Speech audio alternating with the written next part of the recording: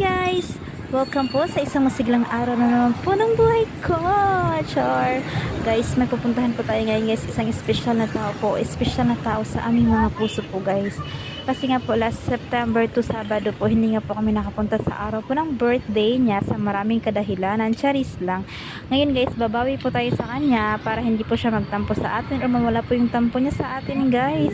Kasi nga yung dalawa niyang ampon hindi nga po nakapunta sa araw ng birthday niya.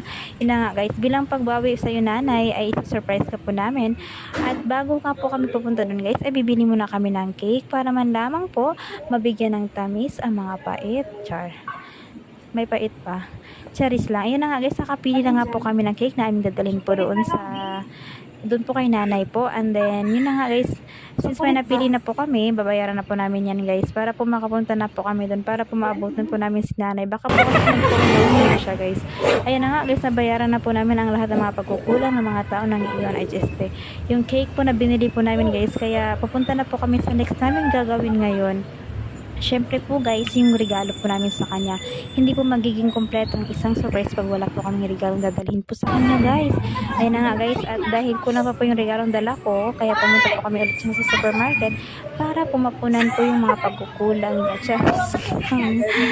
Ayun na nga guys, at pagkatapos po nun guys, since yung may kulang lang naman po dun sa ating regalo, pagkatapos po namin kompleto po yun guys, ay ayun na nga guys, pupunta na po kami dun kay nanay para po maihatid na po namin ang aming munting surprise para po sa kanya. Yung namin dalawang ampun po niya na hindi po nakapunta nung araw ng birthday niya. Nay, sorry talaga. Char. At ngayon ay babawi na kami sa iyo, Nay. Charis lang. Sana man lang ay makabawi ang mga pagbabawi. Charis, joke lang. Ayan na nga guys, papunta na po kami at malapit na po kami dun mismo po sa kantin kung saan po si nanay ngayon guys. Sinili po namin guys, open pa po siya. Baka po kasi sakali dito close na siya guys kasi medyo hapon din po nung pumunta po kami dun.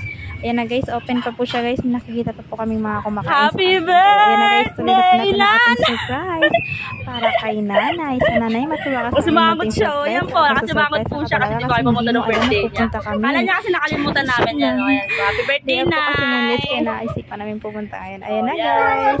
Nay, sana magustuhan mo. Happy birthday, Ayan na ngiti niya. Nay. Nakikita ko na po yung mga ngiti niya guys. Pag-ibig na takot ay di nadama.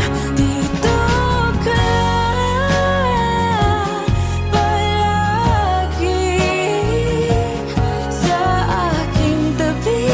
Lahat kayang harapin kung dito ka yan.